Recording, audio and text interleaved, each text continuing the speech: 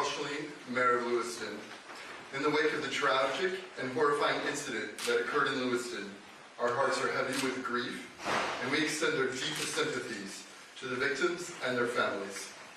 This is a time for action, solidarity, and support. Please take note, the shelter-in-place order issued by the Lewiston Police Department remains in effect. Please stay at home and be safe.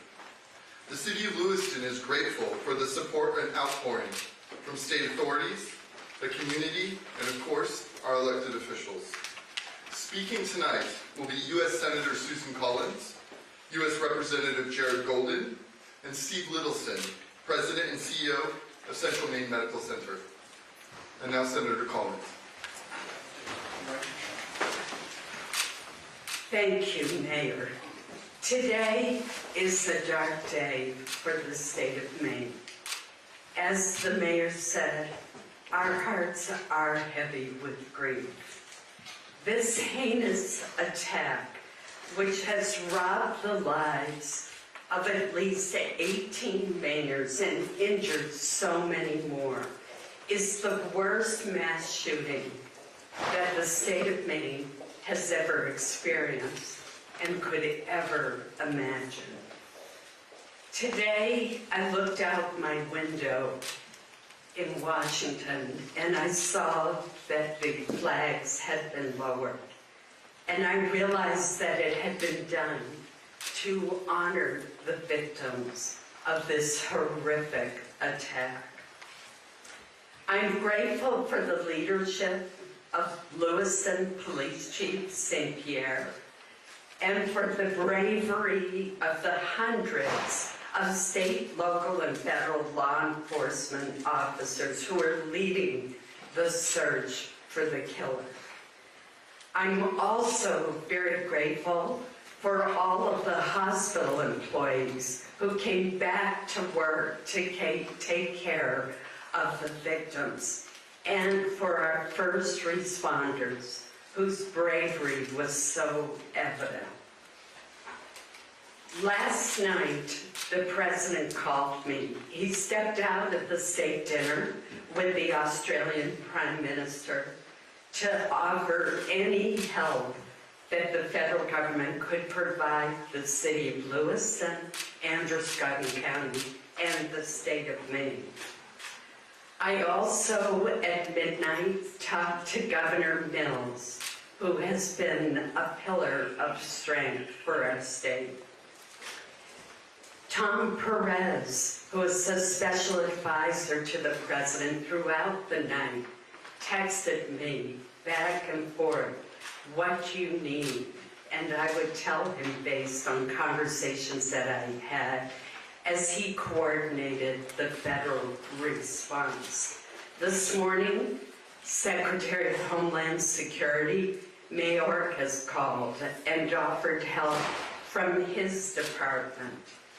The Attorney General also called, along with Maine's own U.S. Attorney, to offer their help. Right before I came into this building, I had a call from the Deputy Director of the FBI, who told me that there are 80 FBI agents on site participating in the search for the killer. 80. That doesn't include other people from the Marshal's Office, from the ATF, the DEA, and the Department of Homeland Security, and the Coast Guard. This has been a concerted effort at the state, local, and federal level, and everyone is determined to bring the killer to justice.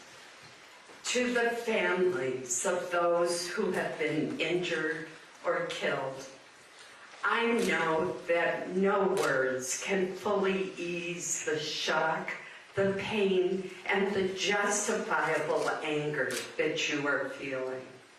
My hope is that you will feel the solace and strength in knowing that you are in the hearts of the people of Maine and of people throughout our nation. Thank you. I'd now like to introduce the Congressman Jared Golden, who represents this area of Maine. Thank you, Senator. Thank you to Mayor Chalene as well. My name is Congressman Jared Golden from the town of Lewiston, representing the 2nd Congressional District. Some of you might not recognize me because Congress has been so crazy lately. I haven't gotten a haircut in months. So, sometimes things happen that bring your worst nightmares to life. Yesterday, this is what happened in Lewiston. At a time like this, a leader is forced to grapple with things that are far greater than his or herself. Humility is called for as accountability is sought by the victims of a tragedy such as this one. Out of fear of this dangerous world that we live in and my determination to protect my own daughter and wife in our home and in our community, because of a false confidence that our community was above this and that we could be in full control, among many other misjudgments, I have opposed efforts to ban deadly weapons of war like the assault rifle used to carry out this crime. The time has now come for me to take responsibility for this failure, which is why I now call on the United States Congress to ban assault rifles like the one used by the sick perpetrator of this mass killing in my hometown of Lewiston, Maine. For the good of my community, I will work with any colleague to get this done in the time that I have left in Congress. To the people of Lewiston, my constituents throughout the 2nd District, to the families who lost loved ones, and to those who have been harmed, I ask for forgiveness and support as I seek to put an end to these terrible shootings. In the days to come, I will give everything I have to support this community's recovery. Thank you.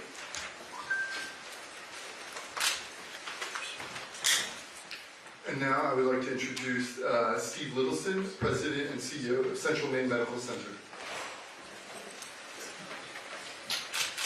Good evening, everybody. I'm Steve Littleson, the CEO of Central Maine Healthcare, which includes Central Maine Medical Center here in Lewiston.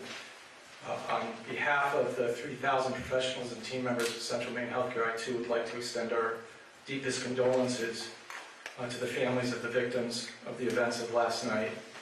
I would also like to acknowledge the compassion and the expertise and the teamwork displayed by the healthcare professionals in this community last night when called upon under the most extreme circumstances. Just to give you the numbers as we have them now, I know there's been some confusion, and I would like to take the opportunity to just let you know what we dealt with and what we have currently in our hospital. All but one of the patients that were taken from the scenes last night were brought to Central Maine Medical Center. One was transported directly to St. Mary's Medical Center here in Lewiston.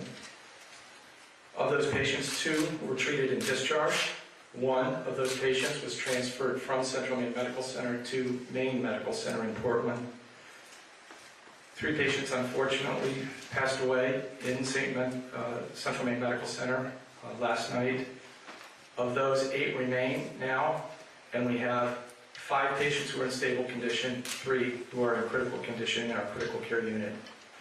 Just to give you a sense of the scope of what we dealt with within a relatively short period of time, last night within about 45 minutes to an hour, we had 6 fully staffed and running operating rooms at Central Maine Medical Center caring for the wounded and the victims.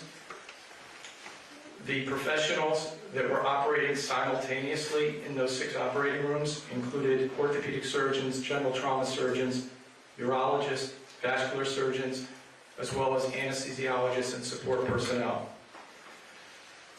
I would like to also express our appreciation for all of the support that we received and continue to receive even through today. First from the City of Lewiston. Secondly, from law enforcement. We still have a law enforcement presence on the campus at Central Maine Medical Center.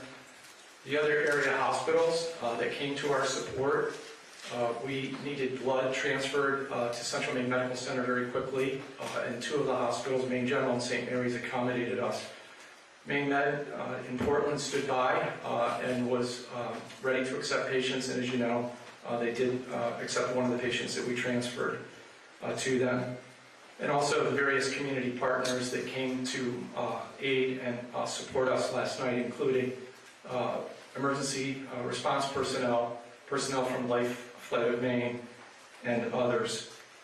As one of the counselors said to me before we walked in tonight, often people underestimate our capabilities here to care for people locally. I think last night we proved that by working together we can do just that under the most trying circumstances.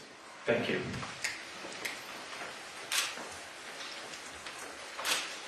We'll take a few questions. For Senator Collins, if she could move to the microphone. Senator, you just heard from Representative Jared Golden that he has changed his mind on an assault rifle ban. Would you do the same? Well, first of all, let me say that I think it is more important that we ban very high capacity magazines. I think that would have more input and more effectiveness.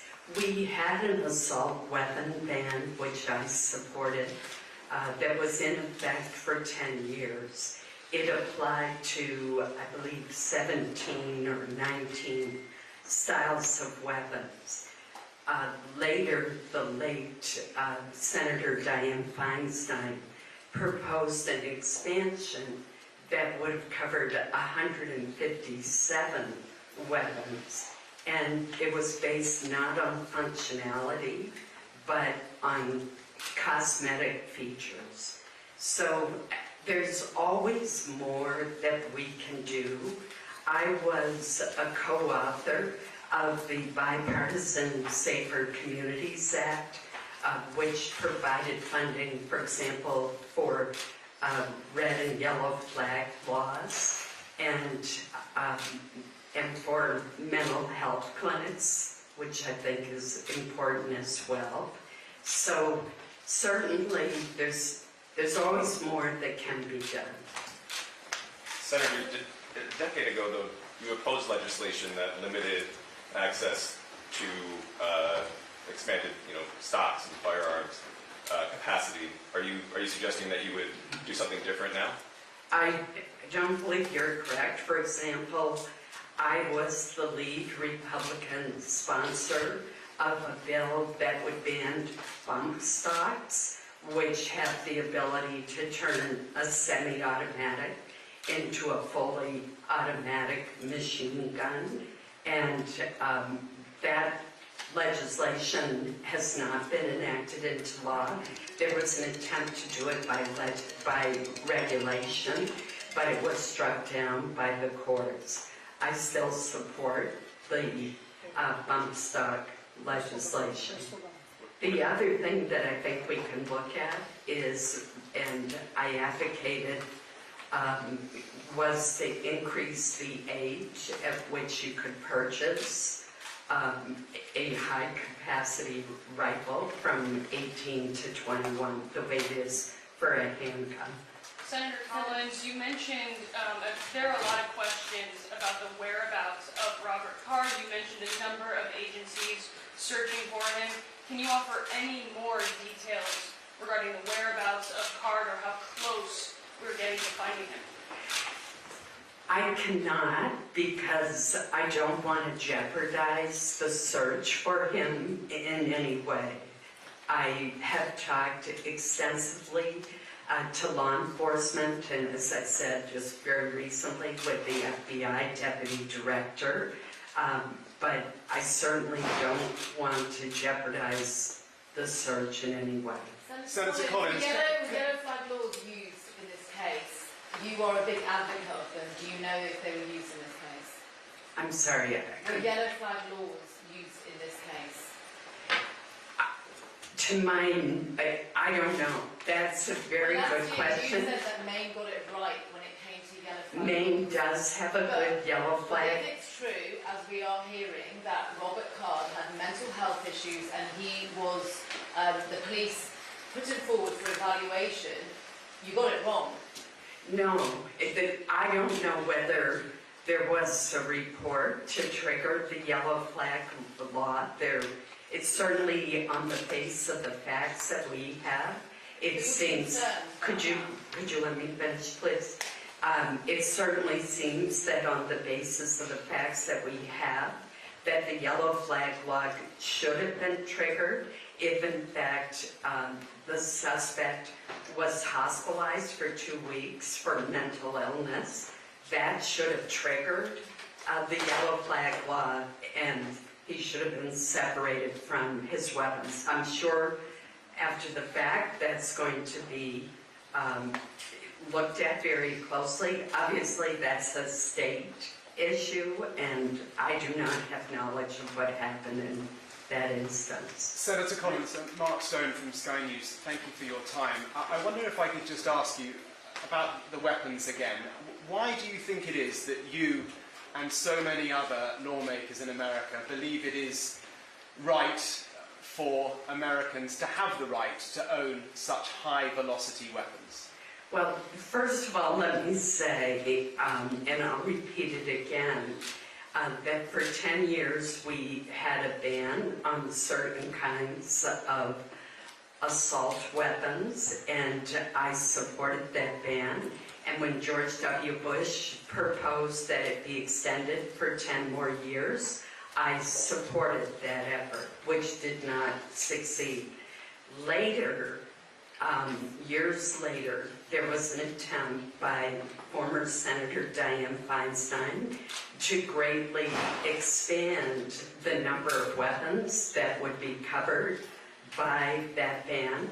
And it was based not on lethality, but more on how they looked, on cosmetic features.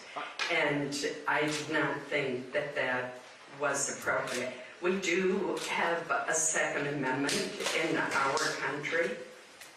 And that gives people the right to own a weapon that powerful, you think? And Maine, I would point out, has one of the highest rates of gun ownership in the country and has a long heritage of responsible gun ownership.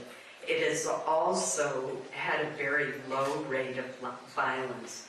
What makes this crime so heinous is in a typical year, Maine might have 22 murders, and last night we almost approached the number for the entire year. Is anyone So thank here you so much. Is anyone here briefed on the investigation to tell us We we've cannot seen talk video of about the the FBI? investigation yet, but thank you so much, and I appreciate your patience with us in this news conference. Thank you all. Thank you.